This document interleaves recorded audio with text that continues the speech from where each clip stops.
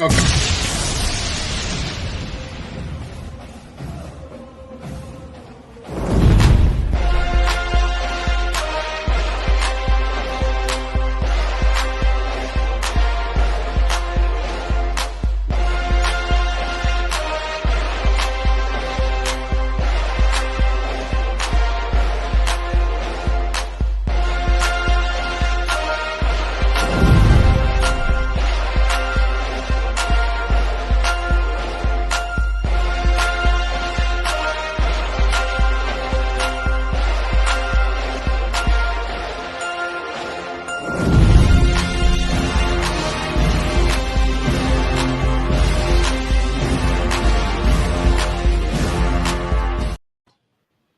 What's up, everybody in Chiefs Kingdom? You're here on another episode of Chiefs Focus First and 10 Live. We got Caleb, we got Quentin, and we got Tommy. Hot takes. We got everybody on the show. What's up, fellas? I'm pretty good. How are you guys all doing tonight? Living life, baby. Good to be on this. Quentin, how are you? Oh, same shit, different day. But we got some sports news to go into. I know we're going to talk about the Lamar Jackson drama that's continuing to go on. But let you guys just want to start there. Hey, we can start with Lamar. We can start with let's go do that. Start with. It's totally up to you. We got the hot takes thing. We got the bold predictions. We got some people on that may throw some bold predictions out. We'll see what happens. That's a new segment we're trying out just to see how it goes. And let's start off with the Lamar Jackson drama, though, because that's always good stuff. That's good. That's good content. That's good media. We are here to please the people, and Lamar Jackson is, besides the Aaron Rodgers saga, those are probably the two biggest. We seriously need a counter for 0 days without the Aaron Rodgers or the Lamar Jackson drama. We need to do that. Actually, what I might do is get a board, put it on one of the sides over here, and just do that. How many days out of incident? We'll have to do it for Lamar and Aaron Rodgers. It's basically what it feels like. Will he be there or will he not be there? For both of them, that's just what it feels like, honestly. It's very, very a weird situation. What do you think, Thomas? I think the real question is what if Lamar actually does not show up to camp, and what if he holds out? What does that mean for Lamar, and then what does it mean for the team going forward? Because, you talk about taking a chance on yourself. If Lamar sits out, he's going to be a free agent. He's going to be able to pick and choose where he wants to go at. And then that leaves Baltimore with zero compensation besides, what they'll get in a compensatory pick, I believe, from the NFL. But that's nothing compared to what you would lose if you don't sign that man. Look, we've talked about this numerous times on this show. I think he's making a mistake on his own part by not having an agent. But that's his choice. If he wants to go and not have an agent, turn down a couple $100 million because he wants guaranteed money, which, I don't know if he's worth it or not worth, $250 million guaranteed. I would say no because he hasn't made an AFC Championship game. He's won one playoff game, and he's been injured 4 different times and missed pretty much the entire season last year. So I can understand the Ravens' hesitancy about giving him a big, fat, giant contract. I don't know what's going to happen with him. He's putting this on his own right now. This is on his shoulders. Him and his mom. His mom's playing a big part. She's making him peanut butter and jelly sandwiches and saying, no, don't sign that shit. But JP, I got a countermeasure for you. I understand where you're coming from, but here's how I feel with the whole Lamar situation. Lamar has had hardly any adequate help. Everyone repeat after me, adequate. He has not had the help. Josh Allen was able to have the Bills bring in wide receivers to help him build talent around him. Lamar has not had to do that. Every time the Ravens have draft capital or money, they sign the next best defensive player. Yeah, defense can help win championships, but you need some offensive help. He has had Rashad Bateman and Hollywood Brown. They didn't even tell him they were trying to trade away Hollywood Brown. That's a huge problem because Lamar is not having enough help. And I don't blame him for wanting to leave. Go to an organization like the Colts, who is known can bring in some talent who's on the struggle right now. Go to a situation like Atlanta Falcons. Talent all around him right there. There's multiple teams he can go to I just feel like the Ravens are being a little too stingy with wanting to pay him the money. I understand we're at the point where they don't want to do fully guaranteed contracts, but at the end of the day, you got to have help. And Lamar cannot do it all on his own. He's realized he can't run a bunch because you said 3-4 injuries has really hurt his body. He's becoming a better passer, but he needs some adequate help. You can't just let Lamar do everything. It's kind of like the Rodgers situation. After Rodgers made that Super Bowl, he hasn't done really much in the playoffs since, besides make the NFC Championship game. And what we're going to see is this: and the Packers two straight, are like, he's gotten 2 straight MVPs, but I mean that's he carried that team. Yeah, he carried the team. Oh, we don't have another extra defensive line now? Rodgers can solve it. We don't got extra cornerback? Rodgers can solve that. Another receiver? Rodgers will get that guy to speed. So you can't just put it all on Lamar. That's how I feel personally. Let me just hop in here. First of all, you brought up the Atlanta Falcons. Happy 328 to all those Falcon fans out there. My friend, Michael, you lost a bet, so man. You know who you are. You bring up the fact that Lamar Jackson having an agent. I think we beat that horse to death, and we're going to continue to beat it with the stick because Lamar Jackson needs an agent. I'm going to beat it with a baseball bat. Yeah, I've got nothing more to add there except the fact that you need an agent that whatever percent from 1 to 3% of your contract, because that's where the NFLPA caps that out at. No matter what percent you end up giving away to that agent, he's going to make you more money in the long run. That's just why people have agents. You should pay people who have a specific job for you. It's the way the world works. But in terms of Lamar Jackson, I still think that, when he's at the start of the season, Lamar Jackson is one of the best. He's a top 10 quarterback in the NFL. He's much more improved in terms of a thrower than what a lot of people give him credit for. He's electric on the field. And I know that, Caleb, you're right, that defense wins championships, but offenses get you to those championships, right? You have to have weapons to compete in the playoffs. And I do think the Ravens have failed in that sense into putting weapons around him. There hasn't really been a consistent player on that offense. You could bring up Mark Andrews, but he also has had some injury problems in the past too. So I do think that in terms of, trying to build around him, I do think that there's been a failure of the Baltimore to really build around him. But absolutely. I mean, I agree with you. And the one thing that they did that I think really solidified their respect for him was when they when he found out he lost his wide receiver on Twitter. When your franchise quarterback finds out on Twitter that he just lost his best wide receiver, that's not a good look. No matter how you want to slice it, that's just not a good look. The thing with the agent thing has got to be fixed. Look, man, they could be your best friend or your worst enemy. Worst enemy to a team, that's for damn sure. Because we've lost players because of fat contracts. But that's their job. They get paid. Let me explain this really quick so people understand. An agent, if he gets 3%, he gets 3% of the total contract, not what the player's actually making.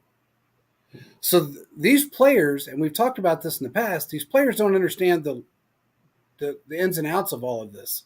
So just like Tyreek's contract, it says $30 million a year.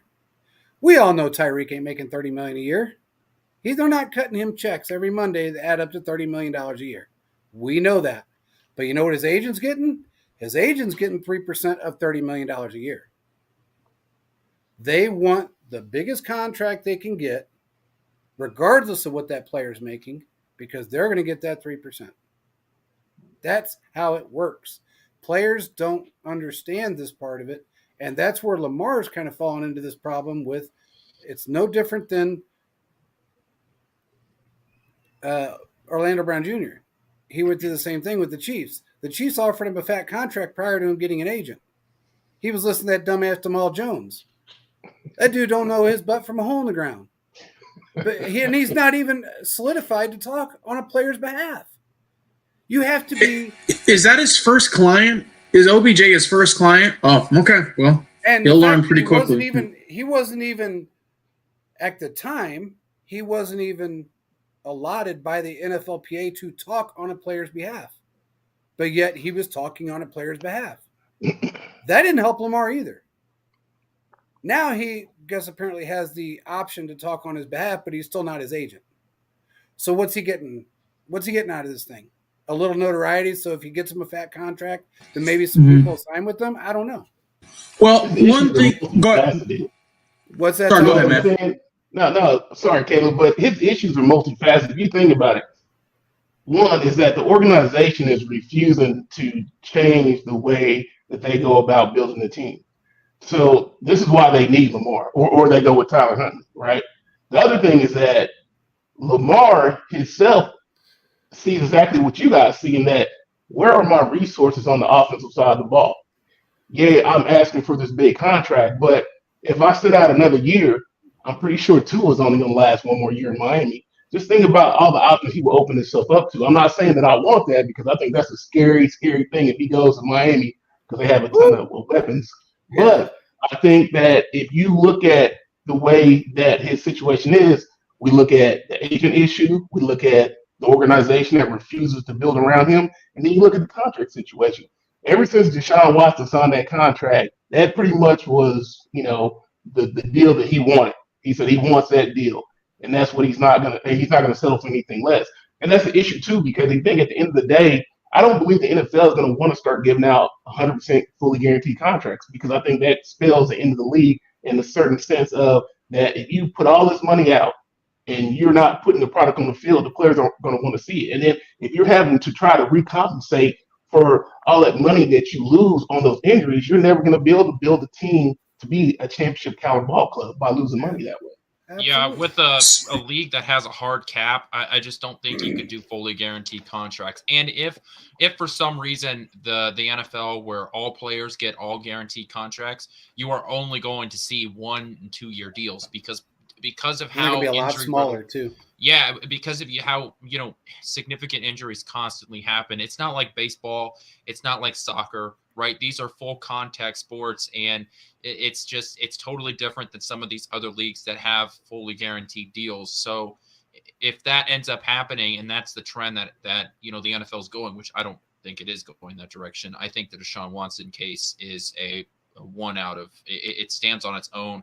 It was such a you had a team that was done with him. You had a player that was done, with a guy that was at the time a top quarterback. He was right. Some people don't want to talk about it, but he was one of the better quarterbacks in the league. I mean, he drugged that team to the playoffs twice. It was him and it was him and D-Hop that really made that team go to the playoffs. Deshaun Watson, yeah, definitely. Yeah. So, he was a good player at a premium position and was essentially a free agent because the Texans were out on it. They didn't want anything to do with him. And you had multiple teams trying to get him to go and play for him. And, the Browns were reportedly out of it. The Texans didn't want to trade him to Cleveland. And then Cleveland stepped in with this fully guaranteed contract and a bundle of picks. And that's what sealed the deal for him. So, if you don't have any team, vying for your services, if you don't have a bunch of teams, 4, 5, 6 teams at the door trying to get you to come there, you're never going to have this giant contract showing your direction. It's not going to happen.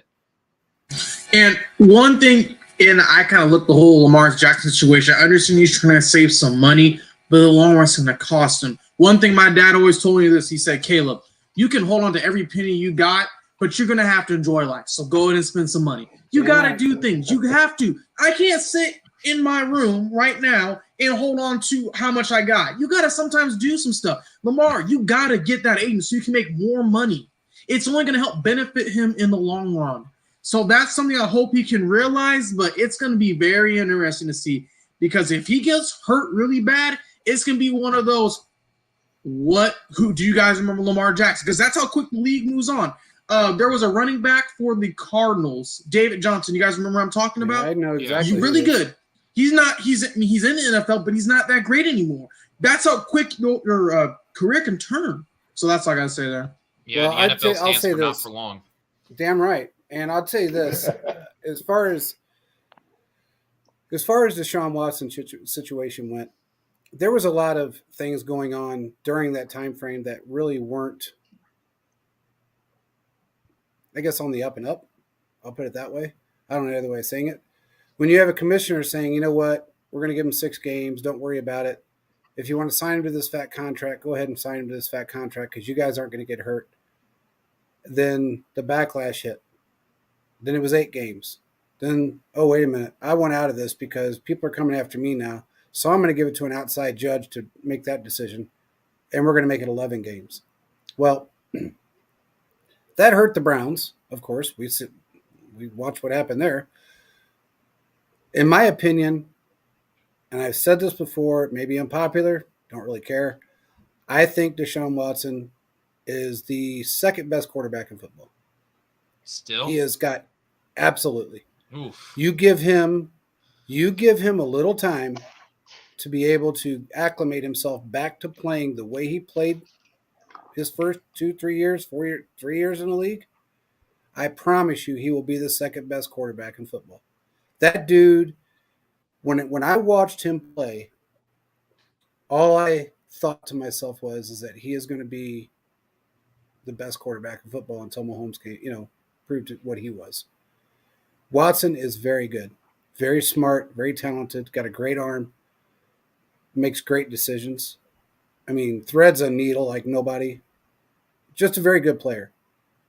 Is he a freak? Maybe so. Don't know. Who knows? 31 women later, we don't even know what's going on with that situation. All I know is that he got a contract. That contract kind of set a precedence in the NFL. But I do want to bring something up really quick because it's kind of comical. Let's talk about Richard Sherman really quick. Oh, This damn. How did he ever get through Stanford? You're going to tell me he wasn't floated right through that shit on his football career. Because saying things like it's Mahomes' fault that Lamar's not getting a contract? Really? Really? You got Deshaun Watson that just had 31 women come up against him saying that he showed them things that they didn't want to see and did things that they didn't want to do and got $250 million guaranteed, but Lamar can't get a contract because of Mahomes. Mahomes is smart. He took a team-friendly deal because he wanted weapons. These quarterbacks that are greedy to that extent are going to be the guys in 10 years that have never seen a Super Bowl because they're not allowing their team. When you're taking up 20, 30% of the cap, you ain't getting nobody else. And if you don't have the talent to bring those players up like Mahomes has, like even Deshaun Watson has at this point, you might as well hang that up because you're not getting anywhere. That's what the Broncos are screwed right now. I wrote that. Remember that article I just wrote, and I broke down basically, the article talked about all of the offseason acquisitions that the AFC West teams made in 2022 and the offseason leading up to 2022. And the biggest loser, the biggest bust was the Broncos. Not saying that Sean Payton can't get something turned around with Russell. I think there's enough there that he can, and he's a good enough coach. But the guy's going to be taking up $49 million a year, I believe, against the cap until 2028. $49 million. So if you think about what Brett Veach, Patrick Mahomes, the way that they laid out that contract, they basically laid the foundation of how you maintain or sustain success in the NFL and pay your quarterback. It's a long-term deal. Be able to restructure his contract as you go along. They've laid that groundwork, and I think the issue is that will other teams follow that? Because you got to think Patrick Mahomes is a once-in-a-generational type player. Will that contract work with other quarterbacks? I think it will if you're smart about how you do the rest of your cap. And Beach is showing us every day that he's not going to pay people that are over 28, 29 years old. He's not going to spend a huge amount of money on veteran players unless you're a mainstay, Chris Jones, right? Someone like that. And I think if your team can structure yourself in that way, then you can be successful. But you have to hit in the draft. And that's one thing that not a lot of teams are able to do is just hitting the draft constantly. I mean, the Chiefs missed out the first year with Veach. But I think going into this season, we're going to look around the league and we're going to see the quarterback in Cincinnati, that big contract coming up. Plus, you got 3 receivers that you're going to have to figure out what you're going to do with. So if you pay QB, what are you going to do with the receivers? Again, QB has to have weapons. Absolutely. One thing I would say is this: Richard Sherman was a great football player, but he should be mad at two people. Mahomes should be on the list. He should be mad at Russell Wilson for that interception at the goal line, and he should be mad at Sammy Watkins for bringing the Super Bowl. I'm just being honest, Philip. Thank you for putting that in the chat. This is what we see here. Richard Sherman, I understand where he's coming from, but there's an issue. You got two different contracts, apples and oranges. Mahomes, like JP said, took a team-friendly deal. You got to get weapons. You have to be competitive. If you look at kind of what Deshaun Watson, the deal was like more of, hey, I need my money now. And Lamar is kind of like, I feel like he's kind of in the middle of the boat. He wants weapons and he feels slighted that Baltimore has not given him weapons. But he also is like, you need to give me my money. So we can somehow to structure it out. Kind of what the Chiefs have done. The money can be moved around. It can be converted to a signing bonus. It can be converted to any type of bonus in general. That's how you have to be smart. I mean, when you looked at what the Chiefs went through just recently, they had $7 in cap space. And then Veach, what he got to like $30 million? So was able to figure it out. It's how you play with the cap. You just don't need a person who's smart with football understanding, but you need someone who's understanding math-wise, looking at the cap. How can we manipulate it? How can we manipulate? How can we change the different things? And because of that, Sherman's argument just has no weight at all. Every organization does things different. And because of Mahomes has took that contract, he's actually, I believe personally, he's probably made a lot more money off of endorsement deals, but also winning these playoff games. In his career, they've been either AC Championship game or Super Bowl. So that's at least a couple more game checks that are probably worth more than what they get during the season. Yeah, the Chiefs salary cap couldn't afford a Big Mac combo, right? I mean, we're talking. There's not a whole lot of money left for the Chiefs to move around, and I think we keep talking about how Patrick Mahomes took a team friendly deal, which he did, but it's not like this dude is getting paid $10 million a year, right? He's still getting the bag. Okay, so the best part about his deal is the flexibility in his deal, and the fact that it's it was that he signed that 10-year deal before his rookie deal was even over. So that was the important part of the contract. It wasn't the fact that he took less money. Could he have gotten more money? Yeah, he's Patrick freaking Mahomes. He can get whatever he wants. But it's the fact that he has the flexibility and he was okay with the flexibility. And to me, that means that there's a trust factor there, right? Brett Veach, Andy Reid, and Patrick Mahomes, everybody trusts each other in that room. And Patrick Mahomes said, yeah, I believe that you guys are able to put a team around me that we can go and win championships. And Brett Veach and Andy Reid is like, this is the guy, this is the dude we can build a team around. And I think that that's not every team is at that level. Not every team trusts their quarterback over the next decade to be able to work together, right? I think that's important, and I don't think we talk about that enough, is that simply the trust factor is there, and that is great for a team moving forward. We've talked about this, Quentin, so many times that if you don't have the confidence in your team that you've been drafted by, and your team doesn't have the confidence in you, you will never get a contract like Patrick Mahomes has. Teams have tried it after Mahomes got this contract, and they have failed miserably because neither one – look, they tried it in Buffalo with Josh Allen. Now look what's going on. I got friends that are reporters out there. Nobody trusts McDermott. Nobody really trusts Allen now. So it's all about feeling comfortable with what you've got. If you got a quarterback that's confident enough that says, hey, I can go out here, I can win these games, I can get us to Super Bowls, and your front office, and I can do that with mid-level wide receivers, by the way. I don't need the best of the best. I don't need everybody's big name. I can do this with guys out of the draft. I can do this with guys that are, top 20 wide receivers. And your front office says, we'll get you what you need as long as you continue to do what you do. That's where the trust factor comes in. That's where the level of, hey, you know what? We trust you. You trust us. Let's just move on from there. We're going to win. And you know what pisses me off? A lot of things. A lot of things. I got anger issues. Brady took that damn deal for 20 years. 20 years. He was the 17th highest paid quarterback in the league prior to leaving the Patriots. 17th highest paid quarterback in the league. Did Richard Sherman complain about that? No. It wasn't Brady's fault. It wasn't Brady's fault that somebody else didn't get a fat contract. So why is it Mahomes' fault that Lamar can't get a contract? That was a dumbass statement. That's that probably one of the takes that we could look at and go, did he really say that? And did he actually go to a good college? Because I don't believe for 1 second that he actually went to class once. If that comes out of his mouth, I don't know what else will. That was just dumb.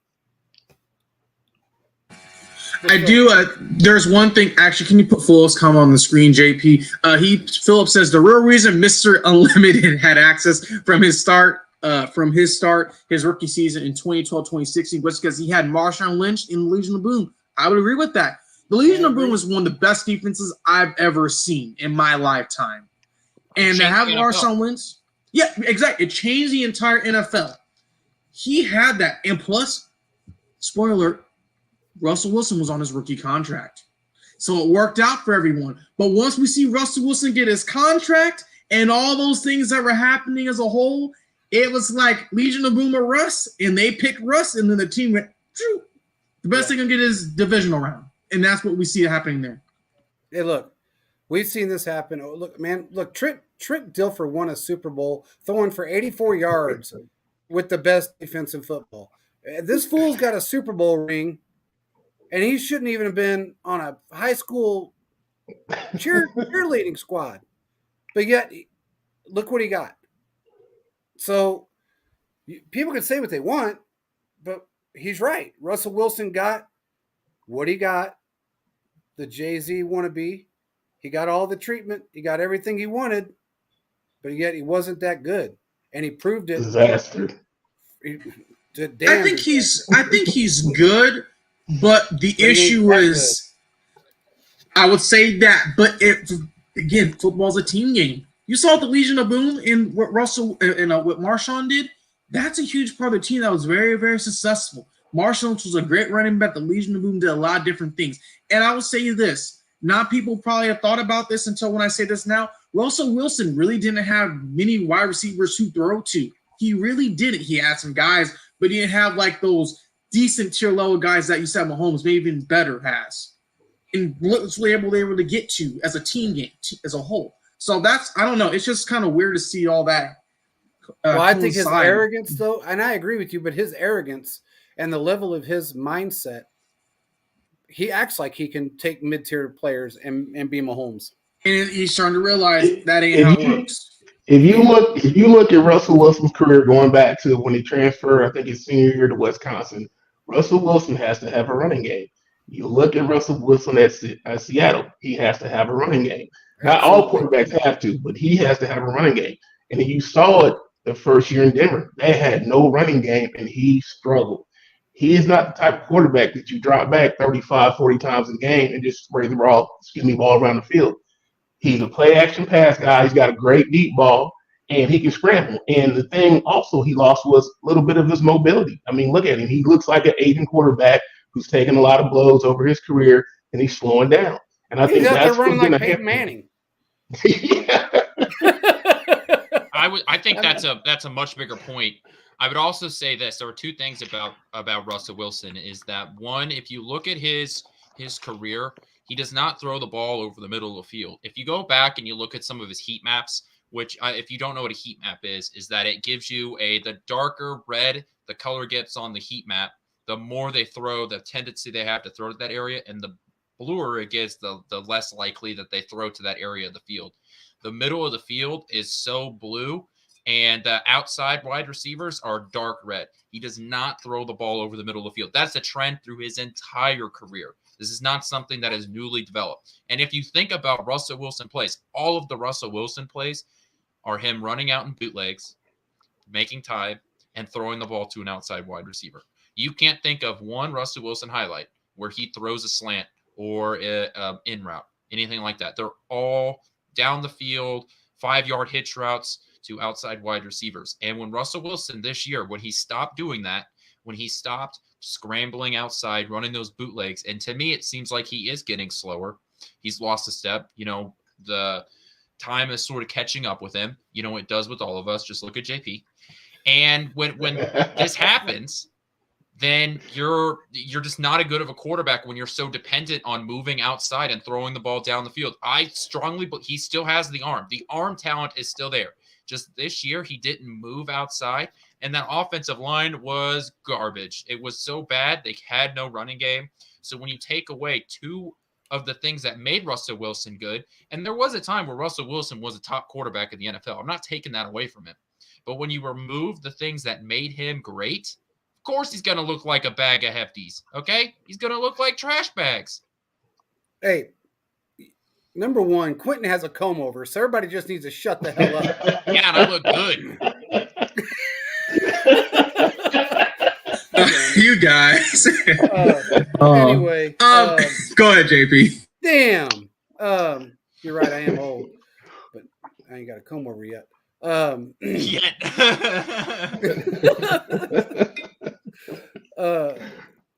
I think Russell Wilson has had a very good career for somebody that's not that great. Yeah. I'm sorry. I mean, look at the money he's made. Sierra doesn't look like she used to, but he's still got Sierra. So it is what it is. I mean, I think his attitude, the fact that, and look, Corey made a good point. We've made this point numerous times. Can you put that on the screen, JP, as you're talking? Yeah, where's it at? This one here. I think him requesting his own office may have caused some attention in the locker room. That's not just all. The dude wanted to cause some tension in the locker room. Yeah, look, possibly high knees on a 7-hour flight to London when people be trying to sleep. Look, when I heard that story, I laughed out loud. I'm just saying that if I'm hilarious. trying to catch some Z's in first class and some motherfucker is doing high knees across the, I'm gonna be pissed. I'm gonna be pissed. Okay. Yeah, but that's why I've heard this several times. They were saying that's one of the reasons why they were happy to see Russell go, because his antics were wearing thin in Seattle. And so they knew it. He wasn't a clubhouse guy. So when they had the opportunity, that's what it. It was a steal of a deal for Seattle. I mean, no way that they don't win that whole trade. I mean, look what they gave you. That article, man, they gave up first, 2 seconds, all that stuff. But you see a person's true colors when they're under the most duress. And after his running game left, after all his talent around him left, you saw who he was as a leader. I'm not saying that he's a bad person, but I'm saying on the field, he does not come off as a true leader, because if he did, his people would respect him more. You don't just go to a new franchise and sign a deal that you sign and no one automatically respects you. You have to earn that disrespect. He did it in a short amount of time, which is amazing to be that bad as a leader in that short a period of time. damn straight. When you got players that just want to kick your ass on and off the field, I mean, this dude had people just chasing him down, wanting to beat him up on the field. I can completely understand why. He's sitting there and he's spinning in a circle, doing his mantra, Buddha crap on the middle of the field. And then, I do everything 3 times. You throw 3 interceptions. Yeah, I got Wolverine blood. You throw 3 incompletions. You run, you throw the ball out of bounds 3 times. But you piss people off 3 times in a row every time you step on the field.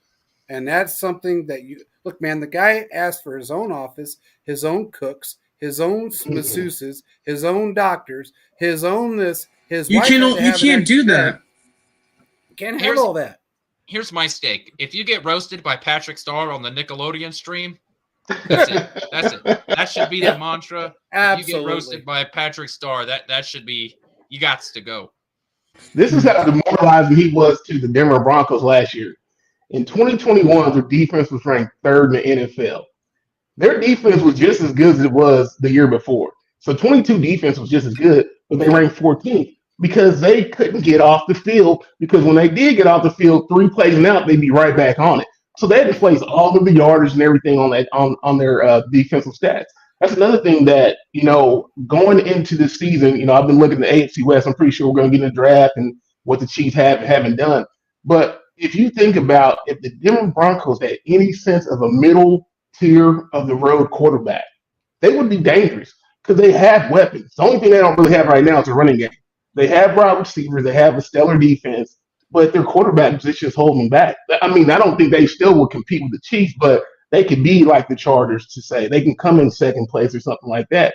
But if you don't get any better quarterback play out of Russell Wilson, you're going to be in the cellar again this year. It's no doubt in my mind. Absolutely. And Hey, one thing, what's- good. What's Brad saying here? He says it sounds like the inside of a refrigerator. Did Brad get punched in the side of the head? Did somebody pop him in his ear?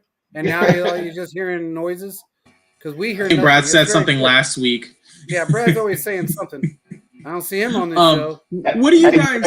Get that J House podcast, man. Don't worry. I'm working on it, baby. Quick question for you guys. So we see kind of just switching topics. This is from Ari Myro on Twitter.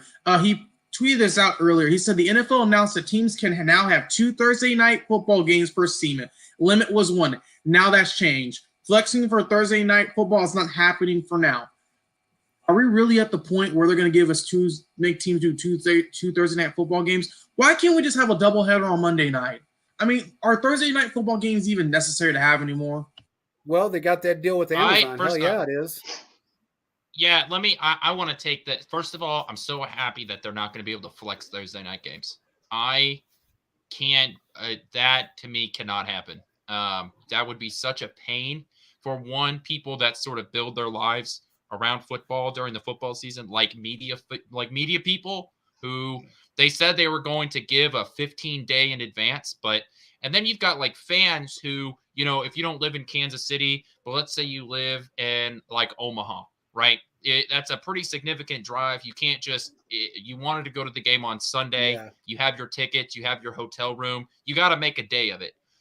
And then you hear that game gets flexed to Thursday. Well, now what are you going to do? You can't, that would turn your life upside down, especially if it's you and a group of friends that's like once a year you go down to Arrowhead and you watch a game. You see what I'm saying? Like that would be such a pain in the ass to have to deal with that. So I'm happy that we're not dealing with that, because I think that was going to be such a that would be such a punch in the gut to a big fan base who builds their lives around football during the football season. So that is one thing that I wanted to get out of the way. The two Thursday night football things is, as long as it's far enough apart where it either needs to be back-to-back weeks, right? Where, the Chiefs will have one Thursday night game and then the next week they go to a Thursday night game. So you still have that week apart. Or it needs to be, you have one at the beginning of the year and you have one towards the end of the year, right? So that way you don't have that, you can have your mini bye, as they call it, or you aren't on a short week 2 times in one season. Do you see what I'm saying? Because I agree. I just don't want any players to have to go through that. We hear players, especially like retired players, will talk about the difficulties of being on short weeks. So if you can minimize that, then I'm okay with it. There are some ways to be able to avoid it if you have a Thursday night game, maybe after a bye week, so you can sort of minimize some of the effects of these short weeks. But I think that there's ways to minimize it. I don't necessarily have a problem with it. My opinion will come after I see how it affects teams. I'm just happy that they didn't do this flex thing, because that would have really pissed me off. Look, and it's kind of comical that it happened when Bezos was kind of ousted for buying the team. He was banned from buying the team. Then all of a sudden, 2 Thursday night games, Amazon Prime, the whole thing just fell in place because Bezos apparently can't buy the team on his own. So, he can't have his name associated with the team because Daniel Snyder said no.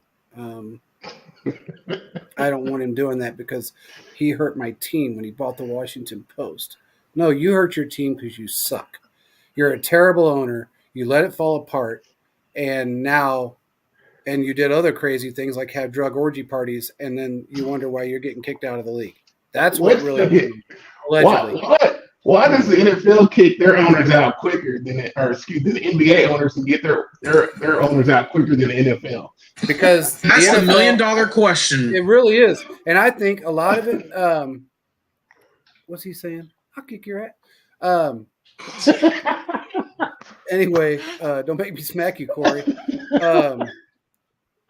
I think a lot of it has to do with the fact that the way they're structured is different. Their commissioner runs the NBA, where the NFL, the owners run the NFL. The commissioner is just a guy that, is he's a marketing a lapdog. guy. He's a lapdog. He basically just listens to the owners and does what the owners want. Exactly. So they have to be voted out. I mean, when When they finally made the vote on Daniel Snyder and said, you got to have 24 teams to vote him out of the 32 teams. 27 voted him out within like 2 days. He was done. And when you got Ezra saying, man, he's bad for the NFL. I know I did a hell of a lot of crack, and I did a lot of drugs in my day. Allegedly. That's an important point. You have to say allegedly and all nowadays. These seats are, they're all been replaced allegedly. This guy is bad for the NFL. That's bad for the NFL. There's no doubt. And one thing we see, the NFL always tries to fix their brand. They always try to fix their image. They do not like to see whenever something bad happens. Stupid. We see it happens all the time. Phil brings a great situation. We all see that situation with the Washington football team. Alex Smith almost got hurt too due to the field conditions. And also, when we look at everything as a whole, kind of going back to the Thursday night football game, the one thing I say is this: if you're going to do that, fine, but you got to have some time in between. I think there was one time that a team played Monday night and then had a game again on Thursday. The body cannot withstand that. The body cannot withstand that. It's going to cause a lot of problems there. That's going to be important for a couple different reasons. Did you guys also, by any chance, see that players cannot wear the number 0 besides defense and offensive linemen? Did you guys see that? Yeah. What are you guys' thoughts on that? Let's go talk about that for a little bit. I think it's just because the NFL is running out of numbers. This is why teams, like the Chiefs aren't going to – I would be surprised to see any sort of numbers get retired besides Patrick Mahomes. That'd probably be the only one. It's just because – to me, this is why they expanded it to where like wide receivers can wear more numbers too, just because there's not enough numbers for all these players to wear, and just to add an extra one, whatever. Plus, it's easy to cheer for numbers. I just hope whoever ends up wearing 0 is like a small scat back type, because to me that's the only person I can imagine wearing number 0. A Terrence Gore type, just a small little fast guy. Well, Brad finally said something, intelligent besides, I keep hearing noises. What's that noise in my head? He said he thinks Jalen Watson's going to take the number 0 because he wore it in college. I'm hearing That's things. A good point. Yeah. So. You're hearing things? What are you hearing? My brain is just all this noise in my head. Oh, come on. What are you hearing about number 0? Who do you think's somewhere on the Chiefs? You think it will be Watson? I think it will be Watson. Okay. I think it will be Watson. I think he's right about that. Also, by the way, just somebody asked – go ahead. He would have to buy all of his jerseys in stock if he changes his number. Why do they do that? I don't understand. They're a billions of dollar company. They can't just get rid of some jerseys and refix them. Well, because the stores already bought them, so you have to buy all of them from the shops. That's what Nick Bolton had to do. Yep. So if he wants to change his jersey number, and I don't know if he'd really willing to do that with a guy that, what was he? Which draft pick was he? He was one of the second round pick. Sixth, seventh. So Watson was a 7th round pick. So I don't know if a guy who's on a 7th round pick contract is really going to want to buy all those jerseys up. How much does it cost to buy all your jerseys? Do you guys know the estimated value? I know what it costs to make them, and I know what they probably pay for them, but I mean, I don't know what the players. I don't think the players would have to come in and pay retail for them. I think they'd have to buy them at cost for whatever the stores paid for them, whether it be Fanatics or the pro shops or whoever. They would have to that. But there's a lot of people out there that are like, I got a couple of Nick Bolton jerseys, his old number. So I like his old number. That was his rookie number. And in my opinion, that shirt's going to be valuable at some point. So it is what it is. What's he saying? Oh, wait a minute. Somebody asked earlier, and I got to get back to this really quick. I think it was Reset. Here he is. Okay. He says, where are we at with D-Hop, OBJ? D-Hop, we're probably in 2 different continents. OBJ, the Chiefs are visiting with him today in Arizona. But OBJ, as far as D-Hop is concerned, I don't think he's going to get any play anywhere with that contract and with what they're trying to get out of him. Just my I have opinion. heard that the Cardinals are lowering what they want for D-Hop. So that So what? because they initially wanted 2 second-round picks, and now they're starting to back off to possibly just letting a couple of day 3 picks. So they're sort of easing off the gas here of what they're expecting, which makes sense, right? If you aren't, if you're not getting what you want and the guy still wants out, that's just the way, this works. So I am coming around to being okay with adding D-Hop as long as, the salary cap number comes down. Basically, if Arizona is willing to eat some of that, then I'm good with it. I'm still out on OBJ. I don't trust the knee. What's the consensus on who's the best fit? I mean, I believe D-Hop is. I think that's probably the most popular one. I've heard other people say OBJ. I don't really think OBJ, because you think about what role he would play here. It would have to be kind of similar to maybe McCole Hardman minus all of the shovel passes and stuff like that, because you already have a deep, somebody that clears the field, right? You already have that position. You really need a person to go over the middle like Juju, but, I mean, OBJ's not that big, man. I just don't see him being able to take that punishment already coming off an ACL that he's tore twice in the previous 2 seasons.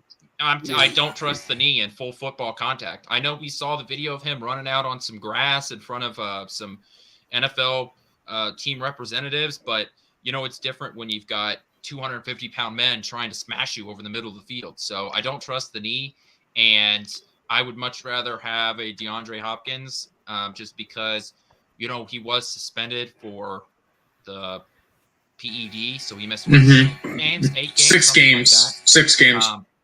But to me, D-Hop is a better player, and on top of that, he doesn't have that significant injury. To tear your knee once and come back to it is already an amazing accomplishment. To tear the same knee and to try to come back to it, even if you are yourself again, right? If you have the same explosiveness, you're able to cut the same way, all of that. If you have that, the odds of you tearing it again is higher just because of the surgery that you have to do. When you tear, like I had to have shoulder surgery. My shoulder will never be the same after I had shoulder surgery. That's just the way this works. So to tear it twice and expect you to have that same stability in there, I don't trust it. I just wonder if a team couldn't build around Andy with his, the way he builds an offense. I just wonder if they couldn't build around that and get him in a position to where he wouldn't take that type of punishment. Because looking at him on Pro Day, he was making some phenomenal cuts. He was still fast, making some great catches. You get him on the sidelines, moving down the field or in some short yardage, maybe red zone situations, 3rd and short, just something where he can step out of bounds, not get hit, things of that nature, not take as much punishment. He might not be so bad. I like OBJ. Go ahead, go. You're fine. Okay, I like OBJ. The only issue I have is that we had to go through the whole media circus of where is he going to go? Is he going to go to the Cowboys? He's down there. He's at the game. He didn't get the money he wants. Is he going to go back to the Rams? I just honestly feel like with the Chiefs, specifically Brett Veach, he's tired of playing the games, with all due respect. He wants someone that's reliable. And I'm nothing against OBJ, but it seems like it's more about OBJ than the team. And that may or may not be the case, but from what I've seen, I don't know how he's at his personal life, but it's like, come on, man, you got to sometimes put the team aside. Kind of like what Juju did. He didn't really mess with TikTok all the season. That's putting the team before all your other needs and things like that. So the Chiefs are more interested in bringing guys who are willing to work and help everyone as a whole, not just benefit one person. Yeah, I wonder if that's in his contract in New England. Belichick probably, it's boot camp up there, so I don't know how much he's going to have. Yeah, he's not going to have that. Another thing, too, that if you look, looking at a lot of the fan reactions to, not having a veteran receiver signed right now, to be honest with you, I think we would probably all feel better if we had someone signed either, prior to the draft, after the draft. But I take a different perspective. Like, I'm kind of okay if they don't go out and get a receiver in a veteran status, because I truly believe they're going to either draft a very qualified tight end in the draft, and somebody's got size, somebody's got speed and agility similar to Kelsey, and I think they're going to pick up another probably less maybe talented or with less experience type of veteran has been in the league for 3 or 4 years and kind of plug him in like they did Watson last year, right, when he came from the Buccaneers. And I think if you do that, because if you can just give Mahomes enough options, you can any Reed can pretty much scheme up any zone, any man defense. I think his ability to break down the other team's defense is inevitable and it's going to happen. Plus, you have the X factor in Mahomes that, we have something that no one else has, so that his ability is going to always bring us above the majority of the defenses that we'll face, if not all of them. And you saw it again in the Super Bowl. I mean, the Super Bowl is probably the best example. As you can see, your two probably least experienced receivers catch the final 2 touchdowns of the Super Bowl for your team. I mean, that's Andy Reid and his scheming abilities. Yeah. And see, Brad brings up a good point for a change. He said, we do have a guy named Justin Ross that's been on IR for a year. Agreed. And we also have John Ross that nobody really is taking into consideration. That's a good point. We've heard people say, "Oh, John Ross is washed." Blah blah blah. He didn't do good with the other. Okay, look, who cares what he did with another team? I don't give a crap what he did with any other football team, because if you take a look, we got a great wide receiver that came out of New York that didn't do very good and had soft tissue injuries because their training staff sucked. And now look where he's at now. He's right now basically going to be our number 1 wide receiver next year. And when you look at John Ross, as many people really don't know this, he was drafted 10th overall in the first round. Excuse me. He was drafted 10th overall in the first round. He was with the Bengals. Couple different things. Bengals, under the old regime of Marvin Lewis, did not like to play rookies. And that kind of, in my opinion, kind of stung their growth. So the Chiefs, if you're good, they're going to let you play. He didn't work out there. He ended up, he was 9. Thanks, Brad. He was 9. And then he goes over to the New York Giants. A dumpster fire, did not do well. I believe there's still a lot that John Ross can do. And if anyone who can bring out that potential, it's Andy Reid. You're talking about a guy who's probably going to do a lot of jet sweeps, a lot of bubble screens, and can just run down the field.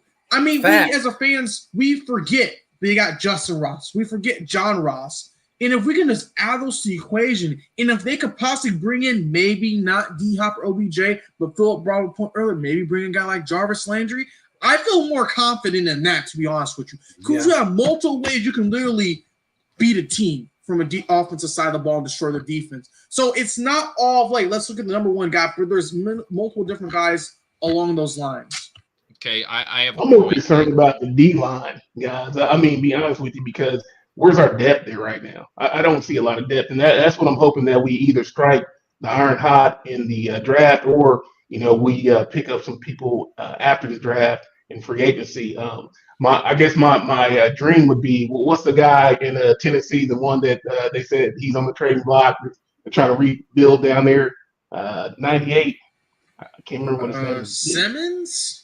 Yeah, the Simmons. Yeah, Simmons? Okay. Yeah, I was reading an article where they're talking about possibly they're wanting to start to rebuild Tennessee. Man, could you imagine him and Chris Jones on the defensive line? It would be over with. Yeah, it would be. Well, It definitely would be.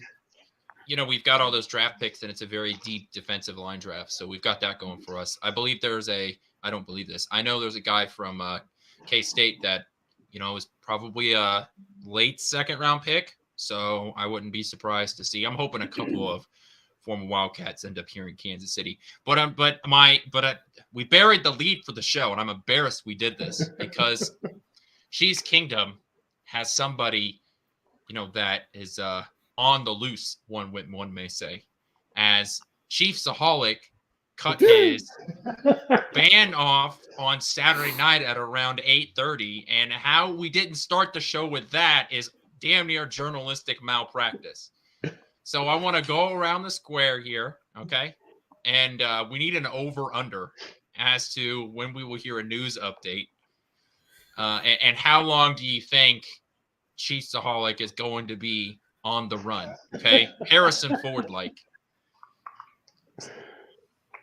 Well, so who wants to take the first go about it? I'll give him to a week after the draft. He'll be picked up at a sports book. Yeah.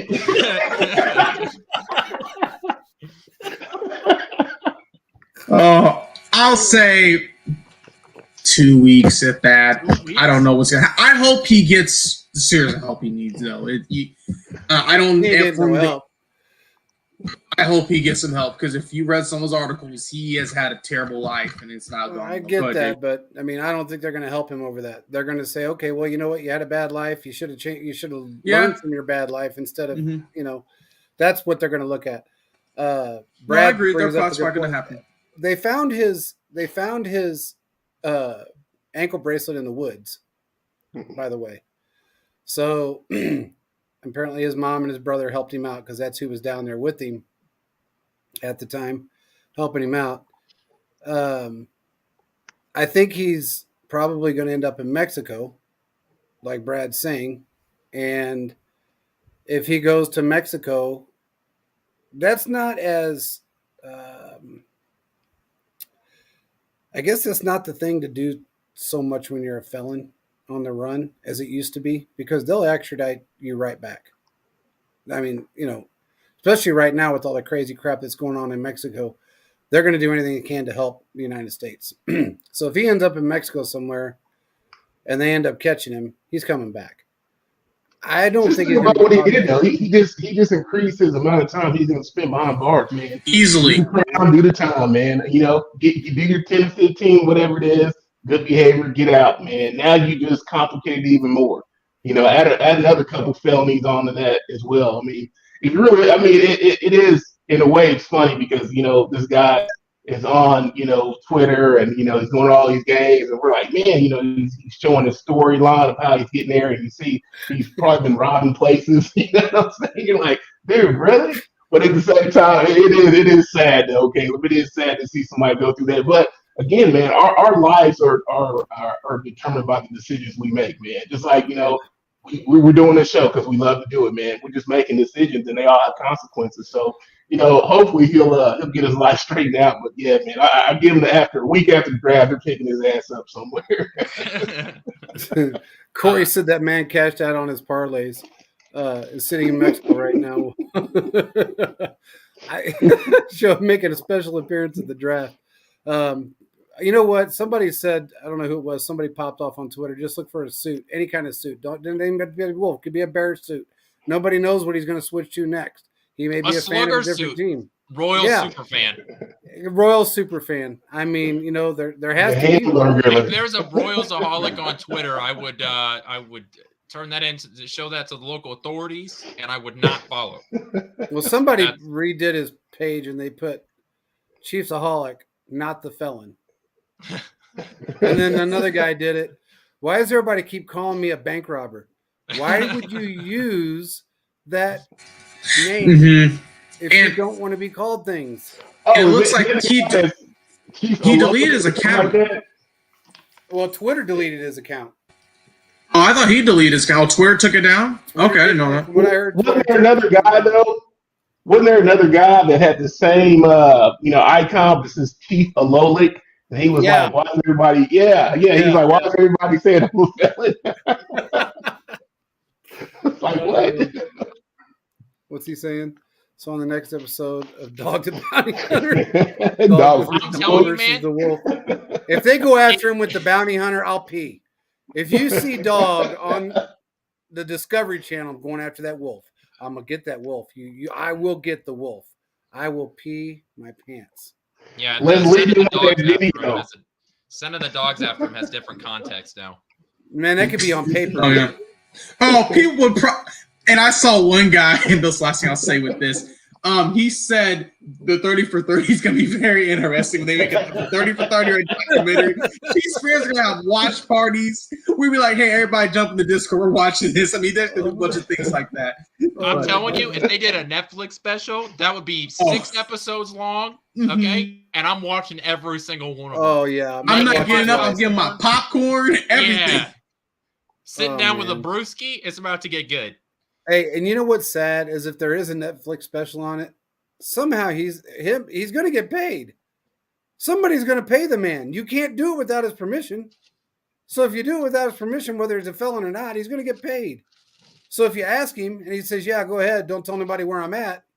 Just send me some, send me the offshore account I got, I don't know. This dude, he tried to get paid anyway. He told that dude at the Washington Post, if you want my story, you got to pay me for it. Flat out. And that was like his first, 2 weeks sitting in jail. Yeah, You know? something like that. So, he was looking for a payday no matter how he was looking for it. And look, man, he seemed like a somewhat intelligent guy. I know he didn't go to KU. I know he didn't graduate. I know he didn't run up, a plethora of warehouses across the Midwest. He didn't do any of that stuff. But he did work for Amazon. He could have moved up. He's not illiterate. He's not a complete idiot. He could have done things with his life. Hell, car salesman, do something. But anyway, Uber. yeah, Uber. Hell, this Uber guy's out there making $12,000 a month. So, there's no point in, I don't know. It is what it is. But Can you Hey, give me a date? Caleb. oh my All right, God. Caleb. Quentin, you hit Channing a Tatum's going to be in the movie. Dude, if Channing Tatum's gonna play me in a movie, I'll rob a damn bank. Are you kidding me? Oh, damn, Skippy. Oh, God, that's funny. Allegedly. we were talking about local talent, right? And I think you guys were talking about a couple players on K-State's team that you would like to see. Do you guys have any preferences on any other local schools? Missouri, Mhm. Nebraska. I got one. K-State? There are a couple. So one guy, he's a linebacker. No, we're having enough. Guys, I think his name is Isaiah McGuire out of Missouri. He's a pretty good linebacker. I watched him play in college at Mizzou. Didn't have the best team around him, but he was very, very coachable and did everything he was needed to do. He was at the combine. I think that is someone the Chiefs might want to bring in and just kind of see what he can do. 5th, 6th round guy. I think what could happen is there's a chance the Chiefs may not bring back Willie Gay. You always want that next guy ready to go. And I understand Quentin, Stealthy words. but they may not because he may be asking for the moon and the stars. Another guy is this, Deuce Vaughn. For all my KU fans out here, he has terrorized you guys for 3 years. No, 3 K-State. years. You said KU. It's K-State. You That's just what I said. put off a lot of No, people. I said K-State. He's terrorized KU fans, which is right. Yeah, because Yeah, I said he's terrorized KU KU fans. And you don't get to sit here and say that, this Mizzou linebacker, if they take him, they won't bring back Willie Gay. When 2 weeks ago I said the exact same thing, and you were like, "That's the dumbest shit I've ever heard." I You don't get never to do said that. I never said that, Quentin. You're thinking things. I never said that. I was the one that mentioned. I did. I was the one that said I didn't think they would cut him, or I thought they would bring him back. We can just come to consensus. Everyone thought the idea, and we figured it out. We'll just do that. Yeah, let's go that route. Makes things Hey, easier. there's actually, as a KU fan, but there's one guy I would like to see him, even if they just brought him in as a undrafted free agent, is Lonnie Phelps for the Jayhawks. I love the way he rushed the passer this season with the Jayhawks. He was good on defense against the run. He's 245 pounds. He's big, good sized defensive end, outside linebacker, and I think he'd be a steal of a deal if they can get him into camp and just see what even if they put him on the practice squad for a year. I just think he's got that kind of mentality where he just doesn't stop. The motor's just constantly running. And if you look at the guys that the Chiefs have on defense right now, there's a lot of similarities into those guys. Nick Bolton, Willie Gay. Their motors are constantly running. And that's what you want on defense, because a lot of times your hustle is going to outbeat talent because you're never going to stop. Where you have some guys, and you guys all play sports, you have guys that are so talented that they just don't have the drive. You're like, dude, if I had your ability with my drive, I'd be in the league, Yeah. Well, I'd rather take these guys that are going to give you 110% and give it all they got and then raise their hand when it's time to come out, and the guys going to take off 3 plays and we went hard 2 plays. You know what I'm saying? Yeah. That's the kind of player I'm looking for. So I think there's a lot of good players here locally that I would like to see the Chiefs. And granted, Veach is probably already on top of it, but I think we got some talent this year here in the Midwest that I'd like to see come in just to take a shot at them. Hard work beats talent when talent doesn't work hard.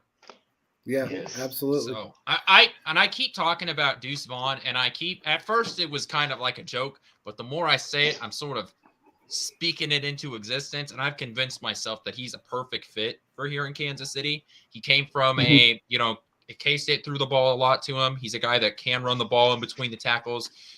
Kansas City was the best 3rd and long team in the NFL one of the worst 3rd and 1 teams in the NFL, which is just a ridiculous stat. But the fact that it's true it's just crazy to think that you're better at a inherently more difficult scenario, and you're worse at one of the easiest things you can do. And I know part of it is that we don't quarterback sneak because Patrick Mahomes and he decided that it didn't want to be where it's supposed to be and shifted out of place up in Denver. But, if you can find a guy that's able to do that, we don't have to do some of this gimmicky stuff where you bring a tight end in to try and do a quarterback sneak. If you can, on 3rd and 1, hand the ball off to a guy like Deuce Vaughn and pick up the first down, it would make those scenarios a lot easier. I mean, there were literally times where I was like, 3rd and 5, no problem. And I was like, 3rd and 1, we may not get this. So Yep. Yeah. And the good thing about Deuce Vaughn is ain't nobody going to find him. If you're going on 3rd and 1, nobody's going to see Deuce Vaughn coming. That's the crazy thing about Deuce Vaughn. Didn't he only run like a 4.6? His productivity is like crazy. Because if I was looking, like he's only like 5'5", something like that. He's only like 106. Yeah, 165 pounds, but he only ran like a 4.6. And his productivity is insane for how small he is. I mean, when I watched him play, I remember the first time I was watching him play, and I was like, "Who is this dude?" You know what I'm saying? And time after time, he was just breaking loose into the secondary. I mean, once you get a hold to him, he can't really get away. But the problem is getting your hands on him. Somebody that's small, he has a lot of similarities until it kind of like Barry Sanders. He doesn't move like Barry, but Barry could be so shifty that you couldn't get a hand on him, and that was the biggest thing. If you can get your hand wrapped around him, you can bring him down. I love the fact that you brought him up because we were talking about him one time on a show about, I don't know, probably 5 or 6 years ago.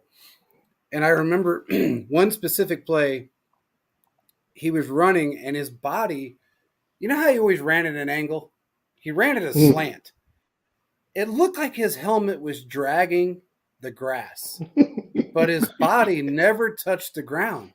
And I thought, how the hell does he bend like that? And somehow he got back up. I mean, he went whoop, and he stood up and he made this run, got a touchdown out of it. It was a good long, probably 40, probably the longest touchdown he had in his career. But he laid. See, hear my analysis on these running backs, right? So this will be a great topic if you guys ever want to do this about the greatest running backs of all time. I think Barry Sanders is the purest running back, the purest runner of the ball that I've ever seen. I think Walter Payton is the greatest all-around back I've ever seen, who can run the ball, who can block, who can catch it out the backfield, who can even throw it, right? And I think that Emmitt Smith is the most durable back. I think his thing is that he lasted that long to become the NFL rushing leader. I don't think he had the greatest amount of talent. I mean, he had a Hall of Fame offensive line, but even if you have an offensive line, you got to be durable enough to be able to gain that many yards to put yourself in that position to win. You know what I'm saying? And I think Marshall Faulk is probably the greatest receiving running back I've ever seen in my life. I would throw Adrian Peterson in the mix for just a pure running back. But just Deuce Vaughn, he's 5'5", $176. And I think the guy that, he could be compared to is Darren Sproles, who played under Andy Reid. And I didn't know this until I was looking into it, but Darren Sproles was actually drafted by the Chargers. I thought he was drafted by the Eagles, went to the Saints, and then back to the Eagles. Just because when I think of Darren Sproles, I think of him as a Eagle first, and then he went to the Saints to help them win that Super Bowl. Yeah. But Darren Sproles is 5'6" and $179 or $190. So, they're pretty comparable in size. And when you have Andy Reid, who made Darren Sproles, who he is, when you think about Darren Sproles, at least personally, I think of him as an Eagle, and he had his best statistical years as an Eagle. So, there are some similarities in the talent level there, at least from my perspective. I do think that they are compared in terms of physical size, but also just, what they're able to do. Coming out, Darren Sproles, and in the NFL, Darren Sproles was used out of the backfield. And I think that's one thing that this Kansas City Chiefs offense has been missing since Kareem Hunt was let go of the team, is that they don't have that, all year round pure catcher out of the backfield. I know McKinnon had his run where he had like a month and a half straight, 2 months of touchdowns out of the backfield. I know that 6 or 7 games. he was not dominant out of the backfield in terms of, when it was, 2nd and 12, you were throwing the ball to McKinnon and he was breaking out 30-yard, passes. That's not what McKinnon was able to do. So I think that's sort of what's been missing from this team since Kareem Hunt left. We haven't had that dominant catcher out of the backfield. And I think had to bring up Kareem Hunt, didn't you? I think that's what Clyde, my expectations for Clyde is I thought he was going to be that guy out of the backfield, and he never turned into that. So if Deuce Vaughn is able to get on going to turn into that, though. I really, because if you look at the last 6 games and Pacheco catching the ball, he's actually got good hands, which I think was the biggest surprise for most people. Yeah. I do think. Go ahead. Go ahead. Oh. No, you're fine. I was going to say if the Chiefs draft Deuce Vaughn, I think is going to be higher level expectations and do a lot more than what we see Clyde do. Couple things. Clyde didn't have the best offensive line at certain times, so that didn't help him, but he was always got hurt. I feel like Deuce Vaughn is more durable, and you can just tell this guy is jacked. He's strong. You can just tell he's working out. So I think he'll be able to handle the punishment more. Not being at every down back, but coming and getting plays here or there. And that's something we see with Clyde. It just has not been working out for him. Would you be surprised if they kept Clyde because this is his last year coming up, right, on this rookie deal? Clyde, yeah, this is his last. Yeah. So would you guys be surprised if they kept him just for depth for his last year? Because no, he's done. He's done. Yeah, I said they're going to trade him. Yeah, that's my prediction. Honestly, I think he'll be traded sometime very soon. Because you think about the draft. So we already know the Chiefs are not taking a running back anytime soon in the draft, at least early in the first 4 rounds. I think we're going to go undrafted. yeah, exactly. Because I think you got to find some depth there. Because even though Pacheco is your man, but you got to have some leap for him. Hopefully, bring back McKinnon. Because I think McKinnon just brings more of a leadership. And I love McKinnon. Also, he's done it. Oh, I do too, man. I think he's unbelievable in the backfield, and also it just kind of speaks to the diversity that he allows them to have in the backfield. Because who better to teach a running back coming in how to block than that guy? Man, you know what's funny too is you look at McKinnon and you think, he doesn't look like he's that big. I don't know his exact size right now. I can't put it in my head, but he looks like an average size guy. But man, he can block. He puts the hurt on some linemen. He put guys on their butts. And I'm like, wow, this dude, he hits hard and he didn't falter. But his ability to catch is what I think saved us a lot. In a lot of games and even playoffs, the man has this ability to get out of the backfield and just catch some amazing passes. And when he does it at 30 years old, going to be 31, I never thought he was that old. I didn't know enough about McKinnon prior to coming to the Chiefs. So I really didn't pay. He looked to me like he was about 25, 26 years old, especially the way he played. And I thought, that's probably what he is. And now he's 31 years old. And I find out he's 31 and he's playing like that.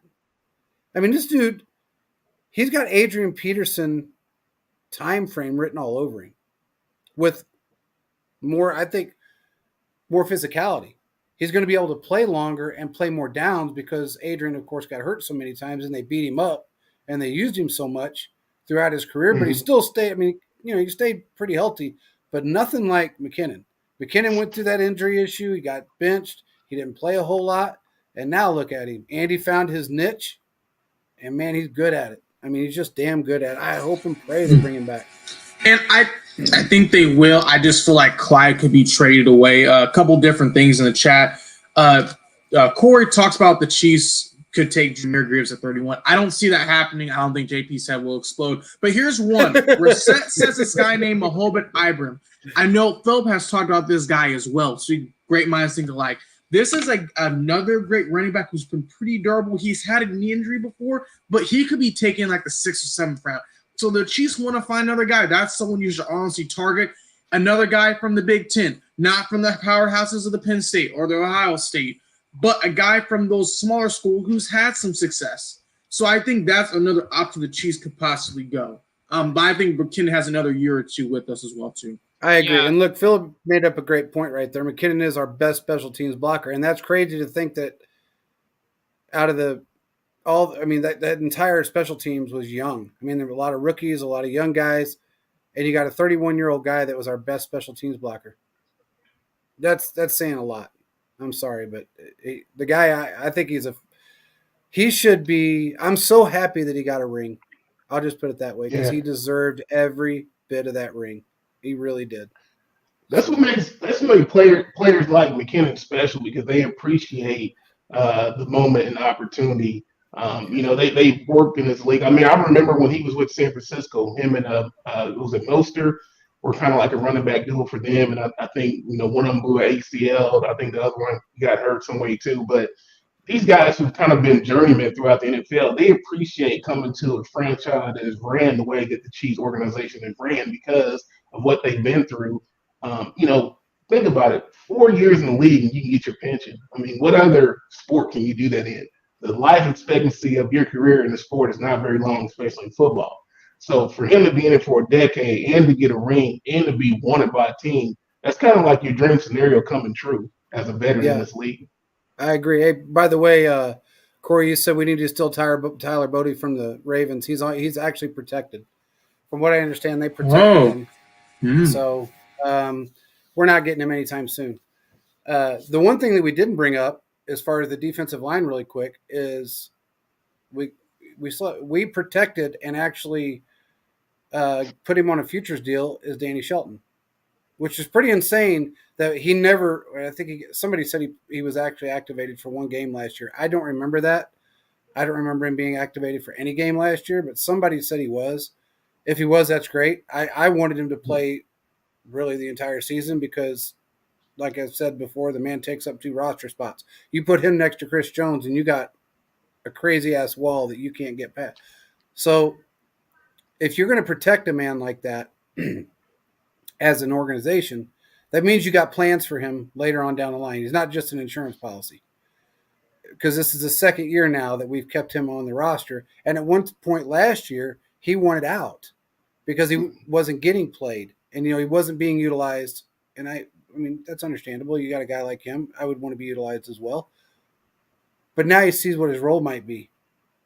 And for us to protect him in future and put a futures deal on him, I think it's a great idea because he is a beast. I wish they would have played him more last year, but we didn't really need him at the time, given the fact that everybody else played such a great role. The rotation pieces were there. Now we're missing one of those rotation pieces. I really wish to God we would have been able to keep, a Colin Saunders.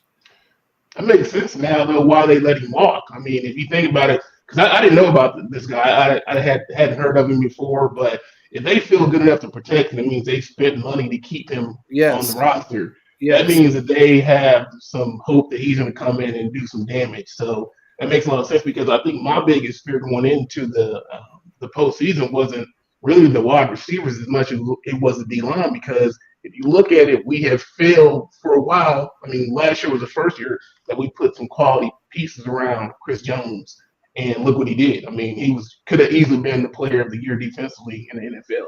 I mean, absolutely. Most likely probably should have been because he got robbed for a couple sacks and forced fumble and stuff like that. So if you think about if you do have a guy that can take up that amount of room and can keep the double teams off Chris Jones, that changes the whole outlook on that defense now because now you can pressure quarterback. Now you have these DBs that are experienced now. Plus, you're probably going to add another DB or safety in the draft or in free agency. So you think about now, your defense is now legitimately in either the top 15 or the top 10. I mean, you give Mahomes the top 10 defense, you can pretty much consider it a wrap for the rest of the AFC.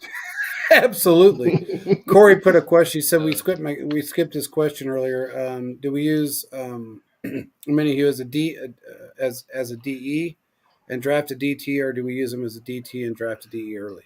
I'm going to snag this one. Go ahead, snag away. I think he was a sort of the Frank Clark replacement. I think he's going to be the majority of the snaps along the defensive end position.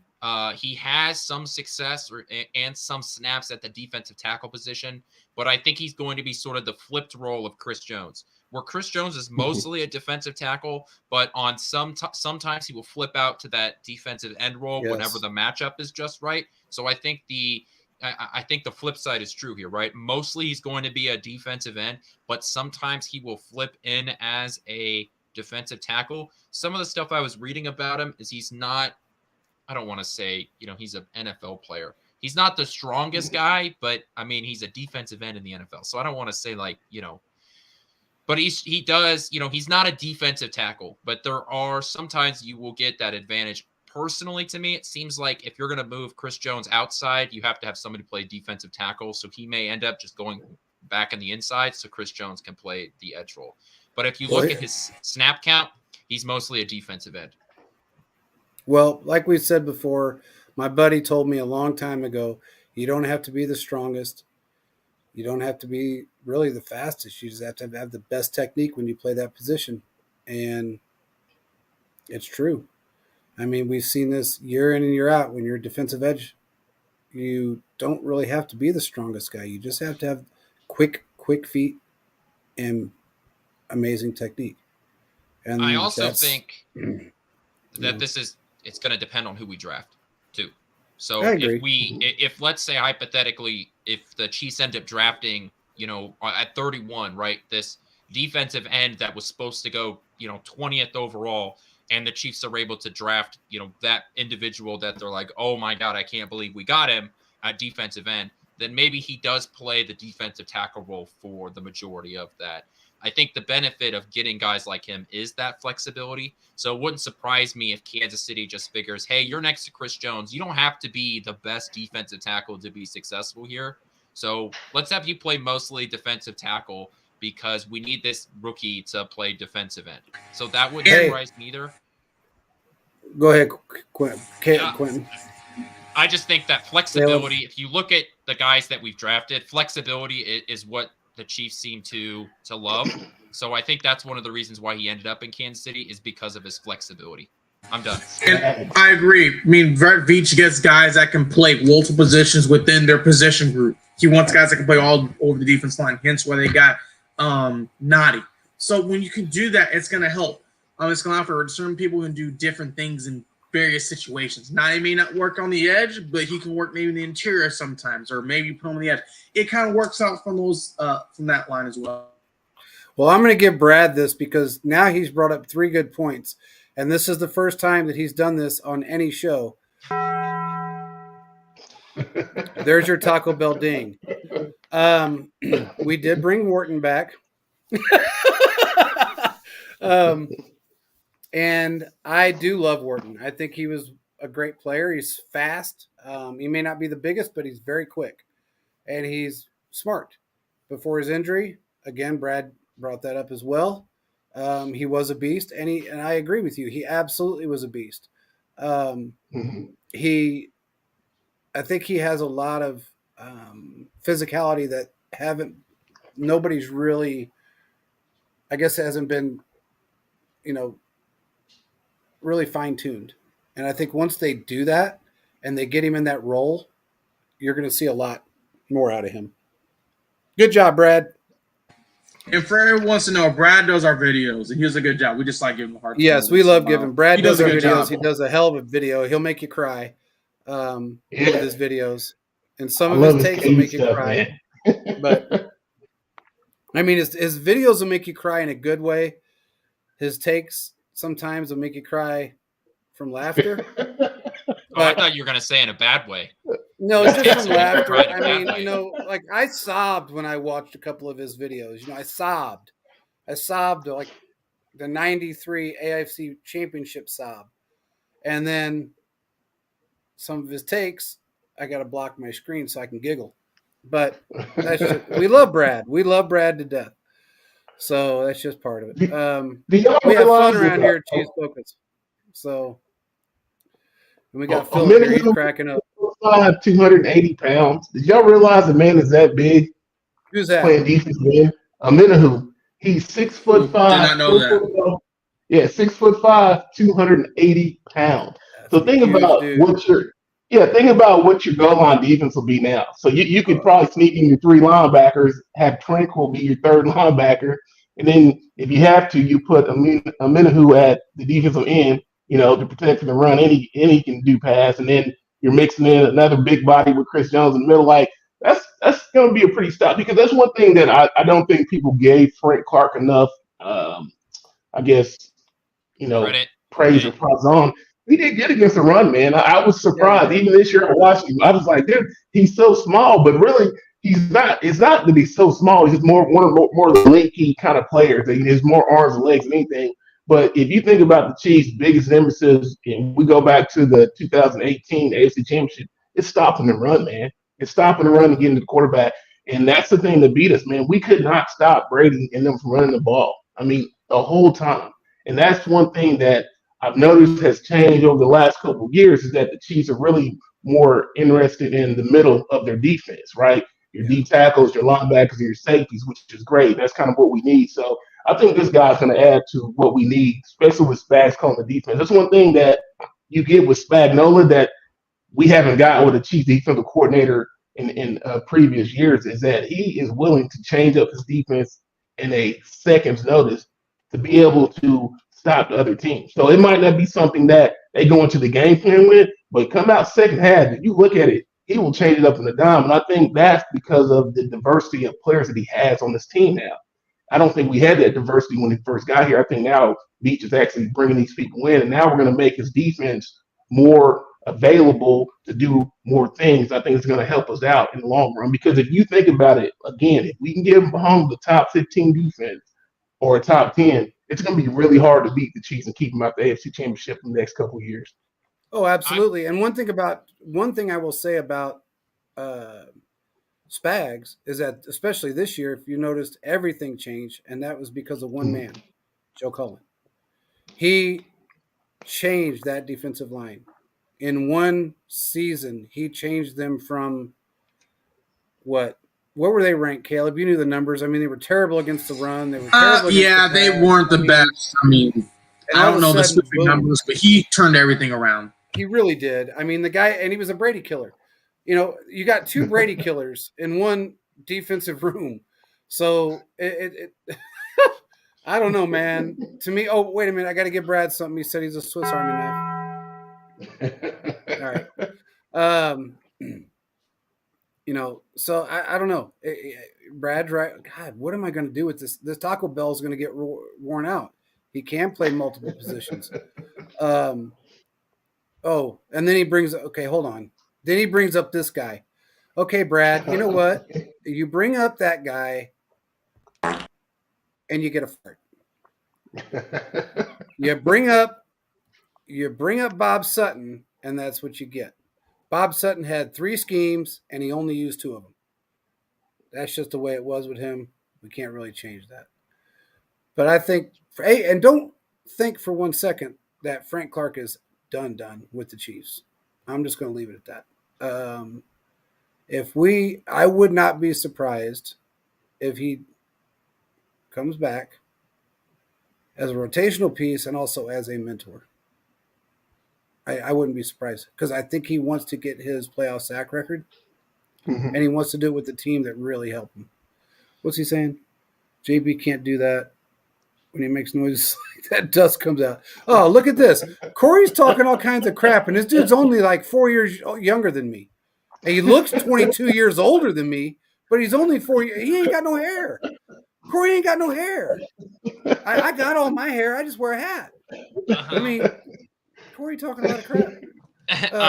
I'll say this. I think Kansas City, about 5 to 10 years ago, we were having an open discussion about how. Hold on, Quentin. Sorry. He said he's 36 years old.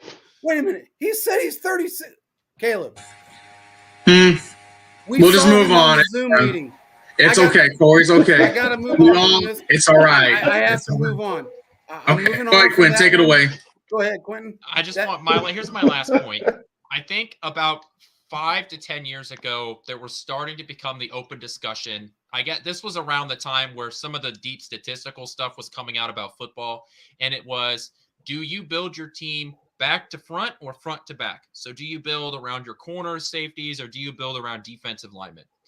And I think we've sort of come to the conclusion that the best way to build a defense is to build from your defensive linemen to your corners and Absolutely. safeties, etc. Yeah. And I think Kansas City has really taken that to heart. As you can see, they're spending late round picks and on their corners, minus Trent McDuffie, but they're spending a lot of money and they're spending a lot of higher draft capital in their defensive line, and they're spending a lot of money and their draft capital in their linebackers as well. Yeah. So and you know what? Go ahead. I'm sorry. I just think that sort of is the philosophy that's coming out of Bob Sutton and Bob Sutton. Jesus, look what you have. Filthy ass word. That's the philosophy coming from Brett Veach, from Joe Colin, bringing in Joe Colin, and just the whole philosophy that this is what Kansas City is going to be doing forward. And I think it's the best way to do it, to focus on pass rush, because your safeties are good against the pass. They aren't good against the run. Your defensive linemen are good against the run and can also affect the pass. So I think that's where we're going. And to echo that, Quentin, we've been talking about this for a while. We watched our team, Caleb and I especially talked about it on the show a lot. If your defensive line breaks down, it's like a domino effect. It's like Jenga. Yeah. I mean, if your defensive line breaks down, then you have your linebackers that are trying to cover their breakdown. Whatever assignment they missed. When that happens, then they're missing assignments. So you got safeties and corners that are coming up trying to fix that problem and cover that assignment.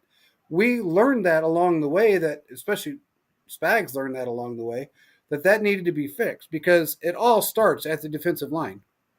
Every bit of it starts right there. If you have a solid defensive line, everybody else can stay on their assignments and you don't have to worry about nothing. We watched it happen even with Tyrann Mathieu, that fell off his assignment numerous times. Well, and we can't just say Tyrann, because you had Sorensen out there doing whatever the hell he was doing, but not playing football correctly. But it all starts there, and you have to build front to back, because if you don't, it just falls apart. You don't have, and going into your one other thing that you brought up, investing heavily in the corners is something that Veach didn't do. If you remember, Veach was not a big corner guy. He liked his safeties, but he didn't like the corners that much. Now he's going, wait a minute, I got to balance this out a little bit. I got to put some money in the corners. I got to have a good safety group. We really have to put this together. So when he went out and he brought in those 4 guys from the draft, he brought in the best 4 day one starters you can ask for, if you really think about it. I mean, you couldn't have really asked for 4 better players in the secondary than we brought in. You couldn't have. I don't know anybody that could have asked for a better group. We landed. Man. Oh, dude. Everybody. I mean, they were all good. He is a Think about Williams, man. Williams was, what was he, fourth round out of something like Fayetteville or somewhere like that. Joshua Williams, he's Division II guy, that he's got all the measurables, but and he's probably the one that struggled the most. But you got to think, he struggled the most, but he probably went against the least amount of competition or high level of competition, because he played in Division II. I think he's going to probably have the biggest jump that's going into this year, because I think Watson and McDuffie, they kind of already at the end of the season got up to starter level type, guys, like they get it. I think now he's going to come into play. Williams is going to come into play this year, come into play some nickel. I also think, man, Justin Reed was a hell of a steal at safety, dude. Oh man, even though he, the tight end for the Eagles was working, man, but he was there.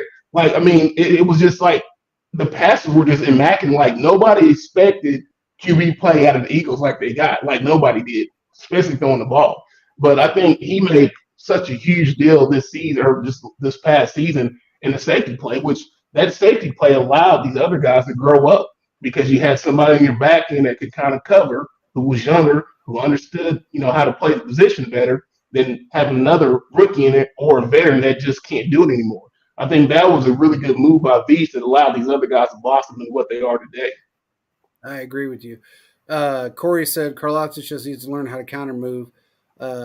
When his first move doesn't work, he runs himself out of place. That's the one thing that he actually got better at. I don't know if anybody noticed, but we talked about that he was a bull rusher. in college, and that he would run. He would actually bypass a quarterback. He could, even though his motor never stopped, and he kept pushing and pushing and pushing to get back where he was supposed to be. He still ran. He outran the play.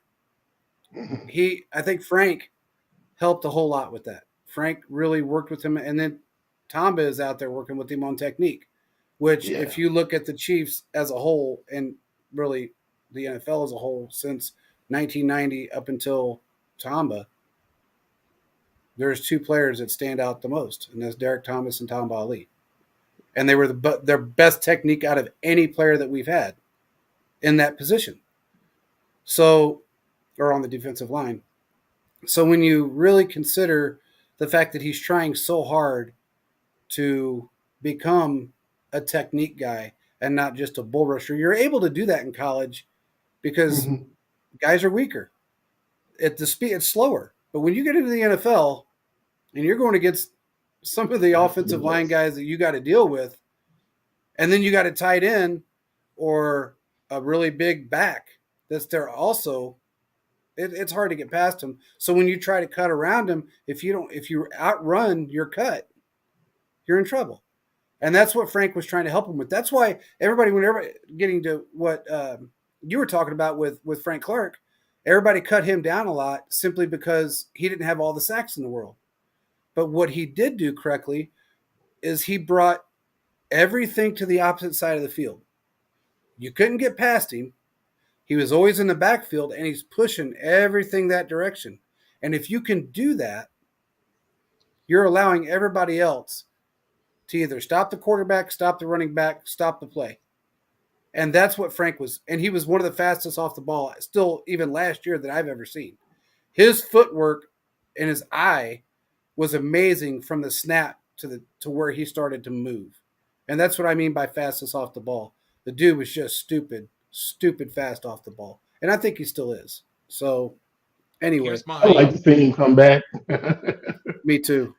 Here's my last point, and then we can wrap this up. I just want to say that, for context on Karlaftis is simply that he was, someone that came from Greece, and he didn't play any football growing up. He started playing in high school. So, when you got a guy that doesn't have a ton of experience really up until late high school, college years, I think he is dramatically improved, and there's so much room to grow there too. So I think that's important as context. And as long as he, continues to work at it, I think he can be a great player moving forward. And, it seems like he has that work ethic. So I do think that he can be sort of that next guy. And then for Tamba, it makes your job a hell of a lot easier when you've got Justin Houston on the other side of the line. Oh, and that's absolutely. what Kansas City needs. Kansas City needs to find their next Houston Tamba combo, their next Neil Smith and Derek Thomas combo. They got to find those next two guys. And I do think that moving forward, Karlaftis can be one of those two. And I do think that it has to be two edge guys because it's harder to divert extra blockers on the edge than it's much easier diverting two guys for your defensive tackles. So why Chris Jones is the best defensive tackle in the NFL because Aaron Donald had such a down year. It's having two elite guys on the edge is so much more impactful than having one in the middle and one on the edge. Maybe they find that guy in this draft because the draft is so deep. Man, we'll have to save that conversation for another day. Absolutely. I'm going to make a comment really quick on Corey's post here. He said Tamba didn't have the athletic ability or skill that a lot of others had. Tamba just had a work ethic that outworked anybody else's. The one thing I will tell you about Tamba, he may not have been the quickest, but he had amazing technique. And that outplays everything. I mean, look, in that position, technique is everything.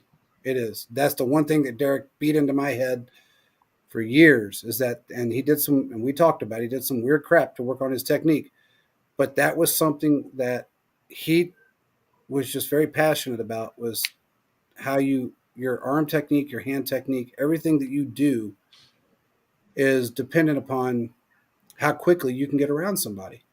And that's why Derek was so good at getting around people because his technique was so good. He used a lot of martial arts techniques. I got so damn sick of Bruce Lee, I never wanted to watch another Bruce Lee movie again because that's what every time we came into his house, that's what was turned on was Bruce Lee. So and that's where he got a lot of his technique. So it's a situation that, again, you don't have to be the strongest, you don't have to be the biggest, you just got to have fast feet and great technique, and you will be able to beat anybody. And I think Frank had that at times. He wasn't big, but he was quick, and his technique was there at times. Sometimes it wasn't, depending on what he was going through at the moment. But I love Frank. I think he's one of the greatest people.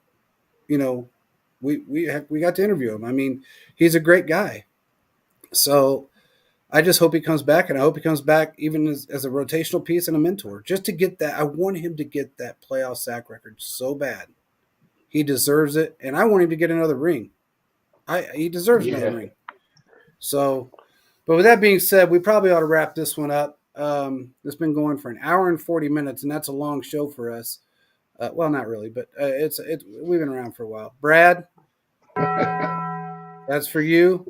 That's just because you did a good job with, some of your stuff tonight, and a lot of your points were on, you made very solid points, and I'm going to give that to you. Corey, you know what? You slammed me too many times. I don't like the whole old thing, and you are losing your hair. You're just, you look a lot older than 36. So I'm going to give you that, and then we're going to move on to Thursday's show. We will talk to you guys again then. We got one tomorrow. Oh, shoot. Wednesday. I forgot. Man, my brain is on standby tonight. Just play the outro. Just do it. Hold up. We're out. You gotta tell everybody. Make sure you check out Fantasy Sports Corporation tomorrow night, same time. An hour and 40. And I will smack you. I will knock that comb over the other direction. Make sure you check it out. Come on, let's wrap it up. And I'll still look good. Just make sure you check us out. We will be on at 6:00, same time, Fantasy Sports Corporation. Check it out. You'll enjoy it. Peace out, everybody.